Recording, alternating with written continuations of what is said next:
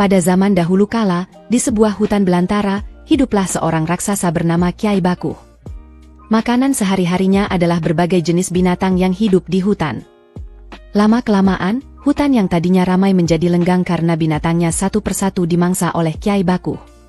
Setiap hari, binatang-binatang di hutan dimangsa oleh Kyai Bakuh, dan akibatnya hutan menjadi semakin sepi. Kyai Bakuh semakin sulit mendapatkan mangsa untuk mengisi perutnya yang selalu lapar. Maka ia pun pergi ke pedesaan yang ada di sekitar hutan untuk mencari mangsa hewan maupun manusia. Penduduk desa di sekitar hutan pun menjadi sasaran mangsa Kyai Bakuh. Alhasil, penduduk desa sangat ketakutan karena Kyai Bakuh menjadi teror besar bagi mereka. Ulah Kyai Bakuh sangat mengerikan, ia memakan apa saja yang ia temui di desa. Ia memakan hewan ataupun manusia, yang penting laparnya hilang dan perut kenyang. Di kayangan, para dewa khawatir karena melihat ulah Kyai Bakuh yang tidak terkontrol itu. Para dewa pun sepakat mengutus seorang bidadari cantik bernama Retna Lestari turun ke bumi untuk menghentikan perbuatan kejam Kyai Bakuh. Sesampainya di bumi, bidadari Retna Lestari beristirahat di dekat rumpun bunga.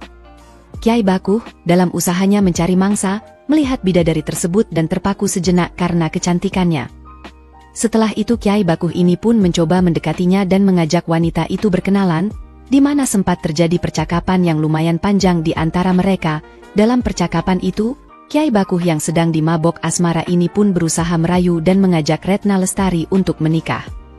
Di sini sang bidadari pun memanfaatkan kesempatan tersebut untuk mengecoh Kyai Bakuh ini, di mana dia kemudian mengajukan sebuah permintaan agar Kyai Bakuh ini bisa menikahinya, di mana dia meminta Kyai Bakuh ini untuk membantunya mengambil mega berawan yang kemerah-merahan di langit senja. Kyai Bakuh yang sudah dibutakan oleh cinta ini pun setuju dan mengabulkan permintaan dari Retna Lestari ini, di mana dia kemudian disuruh telungkupkan badannya, dan setelah itu Retna Lestari kemudian memindahkan beberapa batu ke atas tubuh raksasa itu dan mengatakan bahwa dia membutuhkan beberapa batu supaya bisa mencapai langit itu. Kyai Bakuh pun membiarkan Retna Lestari ini memindahkan batu-batu tersebut, dan tanpa disadari, Retna Lestari ini terus memindahkan batu dan menyusunnya ke atas tubuh Bakuh ini, hingga ketika Bakuh ini mulai merasakan sesak, dia kemudian memberitahu Retna Lestari untuk berhenti memindahkan batu. Namun Retna Lestari terus memindahkan batu, dan dari situ Bakuh pun sadar bahwa dirinya ini sedang ditipu, dan dia pun mulai emosi dan berusaha meronta untuk melepaskan dirinya.